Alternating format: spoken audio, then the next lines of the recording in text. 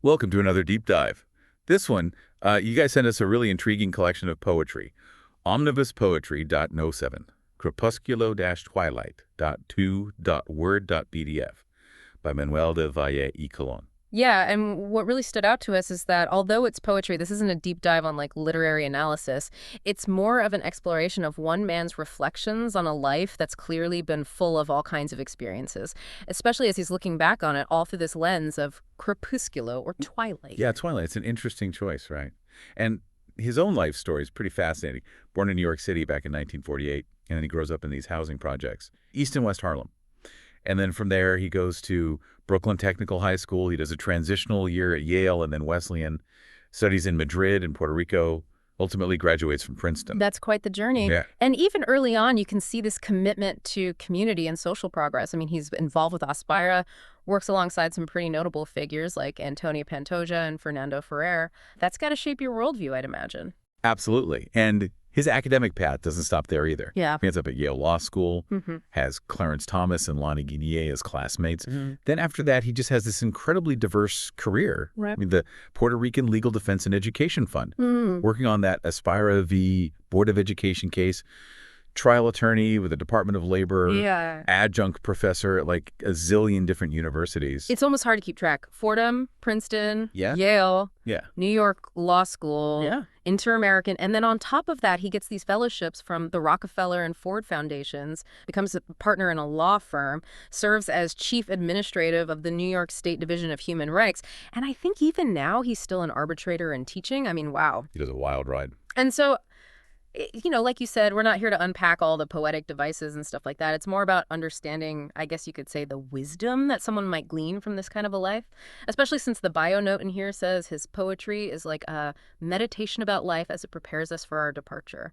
So how does that resonate with you? Well, it's definitely a different take on poetry, right? Yeah. And I think it sets up this idea of reflection, maybe even contemplation on what truly matters. And I guess a good place to start with that would be the title poem, Twilight. Yeah, and it really throws down the gauntlet right from the start. You get these hard-hitting questions like, when all you have are memories, does adding a few more matter? Or when your friends forget your name or what you looked like, does it really matter? That has to make you pause, doesn't it? It does. Makes you think about what we chase after. Like if we're spending our time on things that ultimately, I don't know, maybe don't have that much weight in the grand scheme of things. Right. Like, is it all for show or is there something more? Yeah, and then he contrasts that with things like the sunrises you saw, the sunsets you experienced, the smiles you gave or received.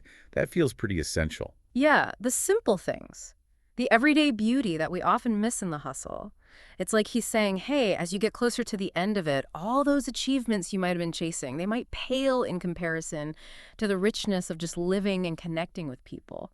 What do you make of that? I think it connects really well with the poem's soul and Turn Back the Clock. It's like he's talking about time slipping away and what we choose to focus on during that time. Yeah, soul is really striking with that imagery. He paints this picture of life as a book. Each day is a page, and eventually you get to the last one.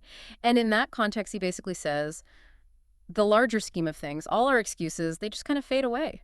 All those reasons we had for putting things off, they don't seem to matter as much anymore. That hits hard. Doesn't it?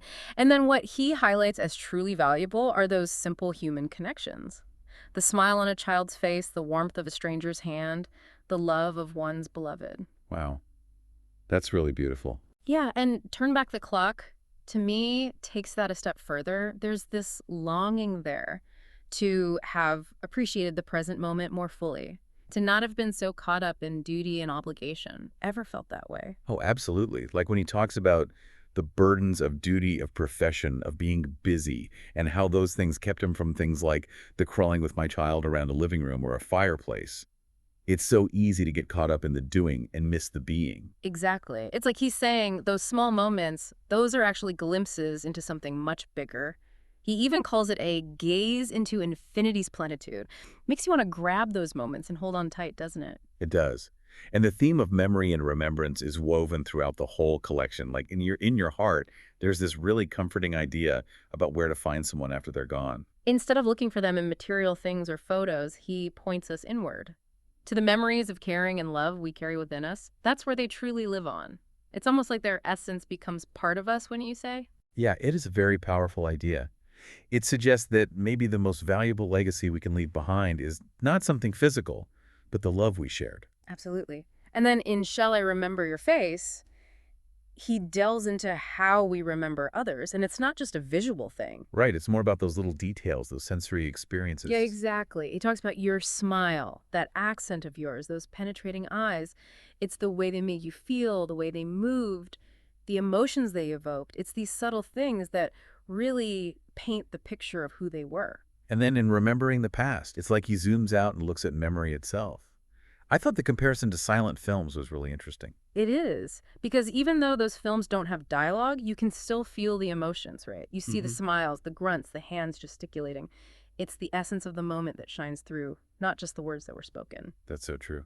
And then there are a few poems that really confront this idea of mortality head on, like Confirmation and Eternity. Yeah. Confirmation is pretty unique. It doesn't frame death as this scary unknown. It's more like a destination, an inevitable terminus, and maybe even a welcome eternal rest from a stressed out world. I like how he talks about it as a transition Right. from the landscape to spiritscape. Hmm. There's almost a sense of relief there, like letting go of the multitudinous lies and all that could have been, almost like acceptance, right? Yeah, I get that. It's like finally finding peace in the fact that this life, it has an endpoint, and maybe that's okay. And Eternity kind of expands on that. It presents death as a return to a state that existed before we were born.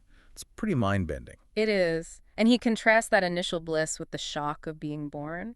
It highlights how death is always present. It's this cyclical view where death isn't the end, it's more of a resetting of the dial for eternity. What has been feels much more introspective, like he's looking back on his life and trying to figure out if it had meaning, if it was fulfilling. Yeah, it's like he's taking stock. He asks, was it really that fulfilling? Did it matter to anyone? Did it make a difference? I mean, those are questions a lot of us wrestle with at some point, aren't they? Especially as we get older. We want to know if our lives mattered, if we left a mark. Absolutely. And I think he ties that into the idea of detachment, letting go of the things we've held on to. He calls it the final call and the discernment left to all of us. It makes sense, right? As we approach the end, it's about releasing those attachments and finding peace with what was.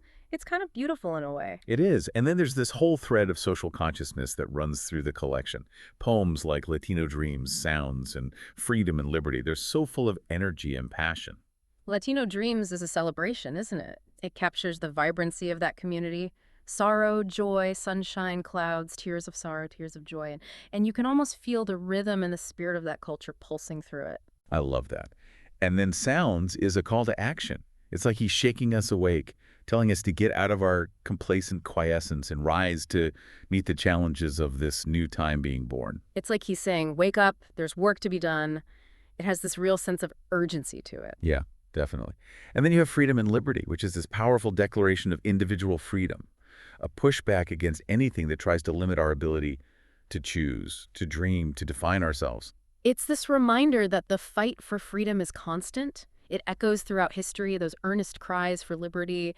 It makes you think back to those questions in Twilight about being involved in the community, doesn't it? It does. It's like he's saying, even though we know our time is limited, fighting for what's right, standing up for those core values, that's still crucial. Like in Thrive. Thrive is so powerful.